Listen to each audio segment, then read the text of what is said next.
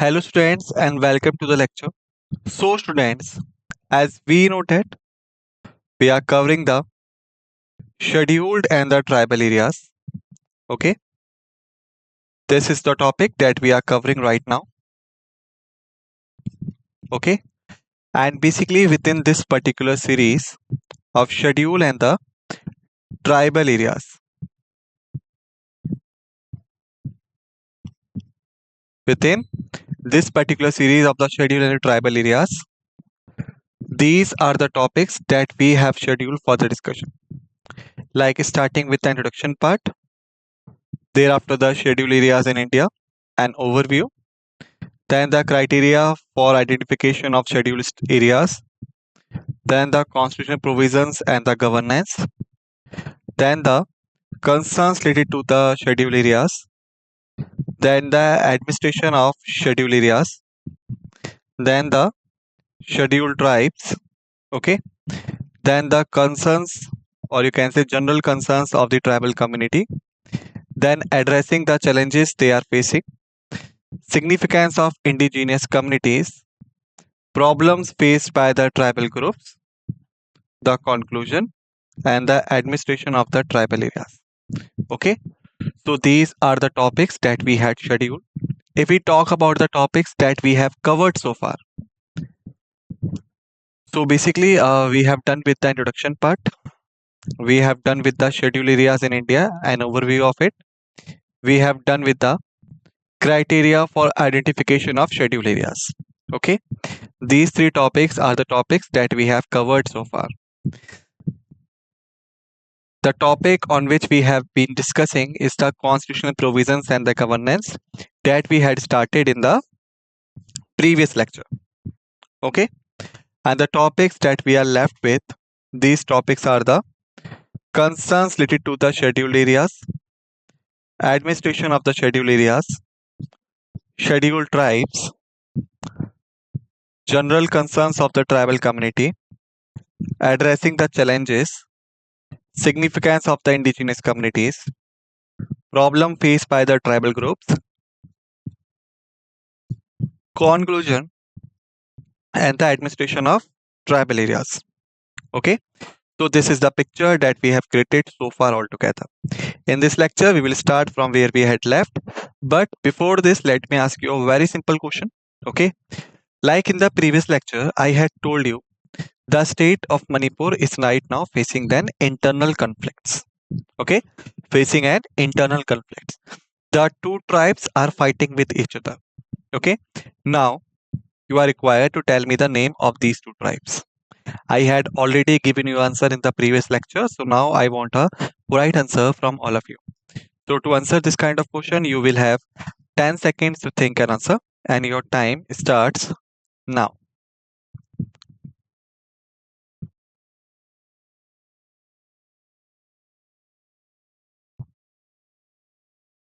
Okay, the 10 seconds have been passed off. Last 20s are remaining.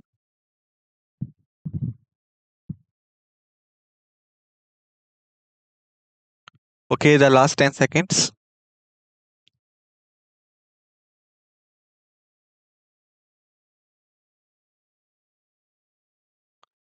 So the correct answer is Kuki and Methi. Okay, the Kukis and Methis are the two significant tribe of the Manipur, and now they are fighting with each other due to some problems. All right. So now let's start this lecture. So basically, in this lecture, we had started this topic. Okay, the constitutional provisions and the governance. Okay, that is the topic that we had started in the previous lecture. Okay, and basically we had started the discussion over the fifth schedule, Article 244, Clause 1. Okay, and basically we had seen the Indian Constitution Schedule 5th basically applies to the administration and control. Applies to the administration and control of the schedule areas. Okay, like I had told you when we talk about control, so basically as we know, whenever the government declared any area as a schedule and tribal area, so what the government do, the government prefers the less intervention. And when the government is prefers the less intervention, so the tribes that are residing in that area, they must be uniformly allocated with the resources and must be operate peacefully.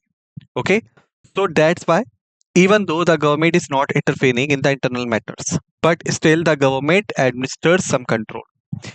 Thereafter, the administration, like we know, the schedule and the tribal areas basically having the different, or you can say the special kind of administration policies in comparison with the neighboring areas. All right. Then we had discussed schedule areas are basically identify the president of India.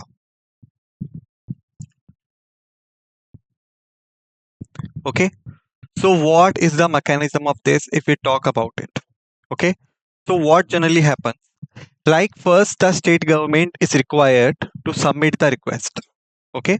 The state government identifies the areas that are not scheduled and the tribal areas, but they having the significant population of tribal, socio-economic backward, and other kind of criterias. Okay, through which they could be declared as an potential schedule and tribal areas. Okay, so when the state government identified these kind of things, then the state government submitted the request to the union government, and through union government, the request is forwarded to the president of India. Okay, then the president of India look after the criterias, okay, and try to obtain the authenticity. Got it? Thereafter, the president of India in consult with the governor of that state, what I am saying, in consult with the governor of that state, makes the final announcement, and you can say the official gazetted declaration through which that particular area dedicated as a schedule and the tribal areas. Okay, so that's how the things work. Okay, that area that has been declared by the president of India as a schedule and a tribal area must have the scheduled tribes requiring an special protection and the governance. All right, thereafter we know the governor of each state that having the scheduled areas are basically required to submit a report annually, and this report submitted to whom? This report is submitted to the president. And what is regarding this report? This report is regarding the administration of these areas. Okay, like how the administration of these areas is going on, what are the challenges has been resolved, and what are the challenges still there. Okay, so that is the mechanism. So here, before move forward, let me ask you a next question. Okay, like we know, the fifth schedule basically deals with the 10 states of India that having the schedule and the tribal areas, right? That is what we know. But we know with fifth schedule there is also the sixth schedule. Okay, that is also deals with the schedule and the tribal areas in some states. Now the question is that you are required to name the states and total how many states with which the sixth schedule deals. Again, I'm asking the question like basically how many states the sixth schedule deals with and what are the names of these states. To answer this, you will again have the 30 seconds and time starts now.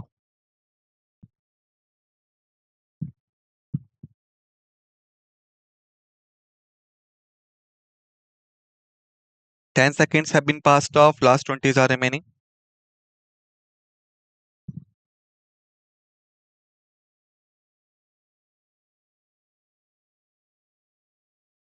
Last 10 seconds.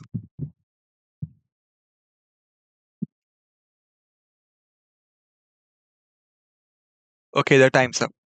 So the correct answer is Assam, Tripura, Manipur, and Mizoram. Again, I'm repeating Assam, Tripura, Manipur, and Mizoram. These are the 4 states with which the sixth schedule deals with.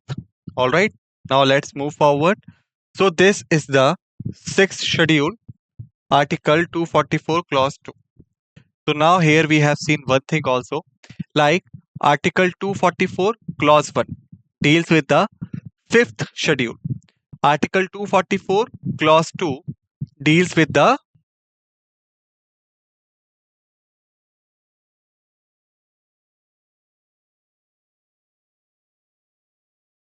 sixth schedule. Okay, that is the thing.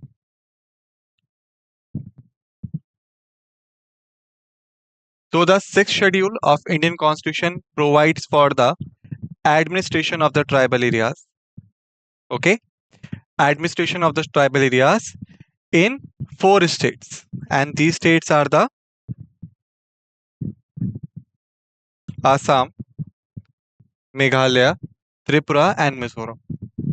Okay, Assam, Meghalaya, Tripura, and Mizoram.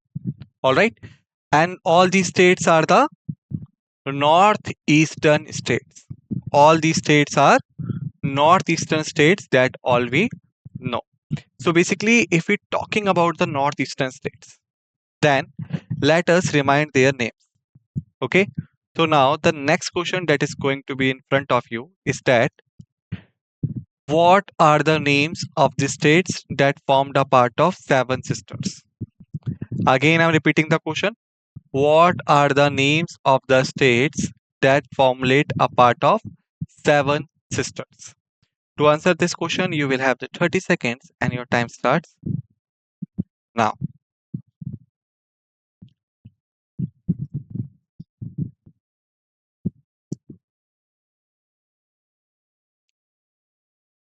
Alright, the 10 seconds have been passed off. Last 20s are remaining.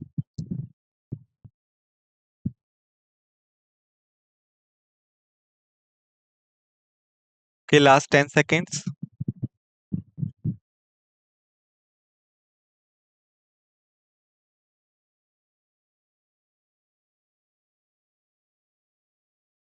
Okay, the time's up. So the correct answer is Arunachal, Assam, Tripura, Meghalaya, Manipur, Mizoram, and Nagaland. Again, I'm repeating Arunachal, Assam, Meghalaya, Manipur, Mizoram, Tripura, and Nagaland. These are the seven states that forms a part of Northeast India, and these are also known as Seven Sisters. All right. So basically, the sixth schedule also deals with the establishment of autonomous district councils, the ADCs, and the autonomous regional council. Okay, deals with the two things: autonomous district councils and autonomous regional councils. So again, this could be our you can say the next question, and the question is, what is the difference between the autonomous district councils and the autonomous regional councils? Okay, to answer this question, you will have the 30 seconds again, and your time is going to be start now.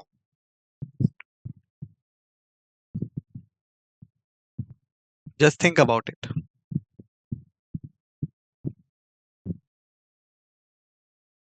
10 seconds have been passed off. Last 30s are remaining. Last 20, sorry.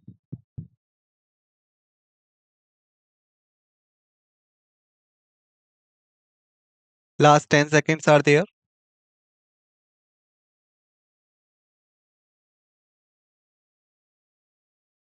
All right, the time's up. So basically, the first is the autonomous district council. The autonomous district councils are the district councils that are granted with the autonomous powers through the state government under the protection of union government, and these councils are allowed to cover the entire area. Okay, again I'm repeating. Autonomous district councils are the district councils that are granted with the autonomous powers by the state government under the protection of the union government and are allowed to govern the entire area of the district contains more than one tribe. Okay. Whereas when we talk about the autonomous regional councils, so autonomous regional councils are the councils that are granted with the autonomous powers by the state government under the protection of union government regarding the administration of some particular region containing specifically one tribe. Okay, so that is the basic difference between the autonomous district councils and the autonomous regional councils. The autonomous councils district basically covers the entire district, while the autonomous regional councils covers the particular region. Okay, like when we talk about the district, so basically we are covering the more than one tribes. Okay, for example, suppose if there is any particular district, let us call A. All right, so A is having the four tribes X, Y, Z, B. Okay, or you can say W, X, Y, Z. How many tribes are there? Four tribes are there: W tribe, X tribe, Y tribe, Z tribe. Okay, so the autonomous district council contains the word autonomous. It means that this will have the less intervention through the state government machineries. Okay, like if we talk about the normal district councils, so normal district councils are generally the part of the local urban government, but are mainly, you can say, requires to work on the directions that have been received by the state government. All right, but when we talk about the autonomous district councils, so basically the autonomous words here signifies that these councils having the less intervention from the government sides. Okay, and that's make them different from the normal district councils, which are required to work as per the government direction. Okay, so autonomous district council has been clear in your mind. Now if we talk about the district, so district contains more than one tribes. Like we had taken example, there is district A that is having the four tribes W, X, Y, Z. Okay, so this autonomous district council, this autonomous district council basically works for all the tribes. It means W, X, Y, Z works for all the tribes or works with all the tribes. While on the other hand, the autonomous regional council has been also granted with the autonomous power, but you can say the jurisdiction and the application is only the regional. Okay, for example, these tribes W, X, Y, Z, these having their own regions within the district of A. Okay, W having its W region, X having its X region, Y having its Y region, Z having its Z region. Okay, so they having their own significant region, right? That is what we know. Okay, so basically the autonomous regional council only deals with one region. For example, if it is for W, then that will only deals with W region. If it is for X, that it will only deals with the X region. If it is for Y, then it will only deal with the Y region. If it is for Z, then it will only deal with the Z region. Okay, so instead of responsible for particular area, these are only responsible for the particular region. Okay, and if we compare them both, the autonomous district councils with the autonomous regional councils, then remember the autonomous regional councils in terms of coverage and area are smaller than the autonomous district councils.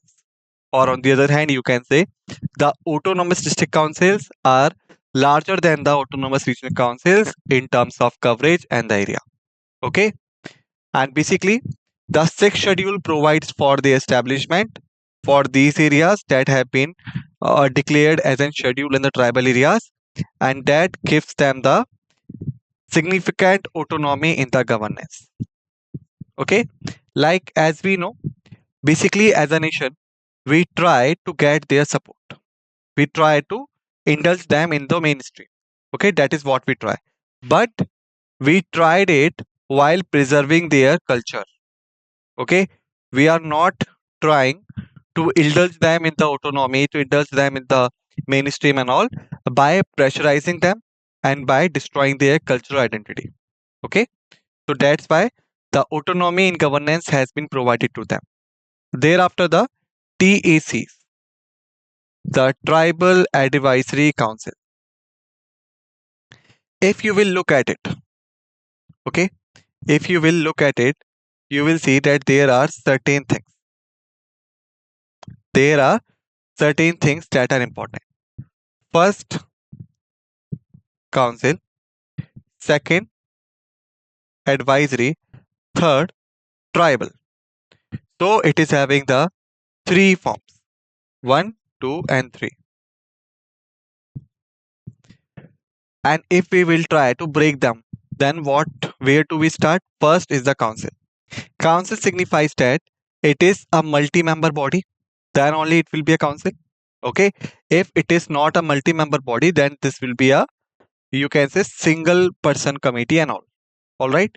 But it is already mentioned within the name council. It means it is multi-member body. The first thing clarified here. Secondary, advisory. It means that the council that we are going to talk about is basically a multi-member body that is tasked or that is responsible for making the advices or issuing the advisory. All right. So for whom they are required to make the advisory, that signifies by the third, tribals. Okay. So now we know basically the tribal advisory council is a multi-member organization that is having the advisory role for the tribal peoples. For the tribal peoples. Okay. So that is the TAC in short and sweet. But we are required to prepare it for the examination. So in short and sweet, we could not work. We have to push it more. So we can say the states that having the scheduled areas. What I'm saying? The states that having the scheduled areas are basically required to establish the TACs or the Tribal Advisory Council. Okay. Why? Because as I had told you in the previous lecture, okay, previous to previous lecture, not the previous lecture. All right. And what was that thing? If you recall it, then you can say, then you remember like when we were talking about the recommendations by the commissions. Okay, like the Bhuria Commission, we had taken the example of it. There was one thing that I told you. And what was that? Basically, I had told you the government do not have that much of expertise, that much of efficiency, that much of time. Why? Because the government is not only required to look after the schedule and the tribal areas and their upliftment, but the government is generally required for the upliftment of all, right? Balanced approach should be there. Okay, like the government is responsible to look after the mainstream areas as well as the schedule and the tribal areas, right?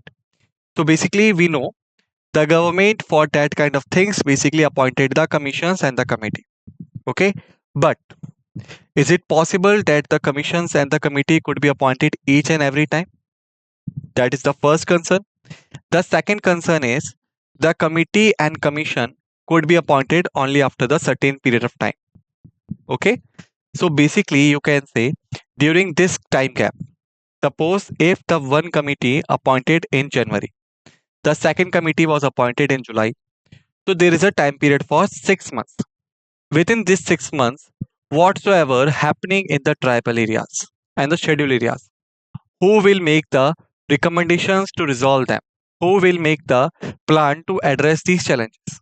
That is poses a significant threat and significant concerns, you can say. Okay, so basically to overcome this, we have the TACs, the Tribal Advisory Councils.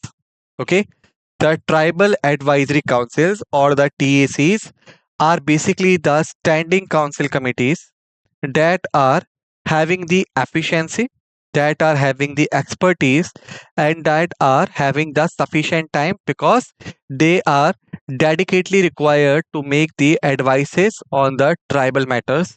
Okay, but the next is to whom they will make the advices. So they will make the advices to the governor of that state. Whom they would make the advices? To the governor of that states. On which matters? On matters that are related to the welfare and the development. To matters that are related to the welfare and development of the scheduled tribes in the state. Okay, it means that whatsoever scheduled tribes or the STs living in that state, how the welfare and development of them could be ensured. Okay, if we talk about the TACs, then remember, generally the TACs consist of the 20 members. Okay, and at least one third of the members being a woman. So we can say there is a reservation for women also. Maximum limit is 20 members. There is no defined minimum limit, but there is a one thing, that is at least one third of the members should be a woman. Okay. The second thing that you can add up here is that almost uh, 3 by 4th, okay, or up to 4th percentage of this council, whosoever would be the 20 members. Out of them, almost 3 by 4th or up to the 4th percentage of the members would be the representative of the tribals in the legislative council or the legislature of the state. Okay, and if somehow the representatives of the tribes are not so much in the number that they fills the all the 20 seats, then in such a case the remaining members of the tribe, okay, they would be eligible to fulfill these seats. Okay, so this is all about the tribals advisory council. The tribal advisory council or TAC makes the recommendations on the social life, the economic life, okay, the measures that could be taken for the upliftment of scheduled and tribal areas, all right, and also the general concerns that are going within the areas and within the state. Okay, in respect of the schedule in the tribal areas, these areas are being watched by the TACs and advices basically made to the governor. Okay, so that is the thing. So students, basically in this lecture we have finished till here. In the next lecture we will continue from here. Till then, just revise the facts and figures that all we have discussed in this lecture. Be ready for the another lecture. With this note, let's end this lecture and thank you.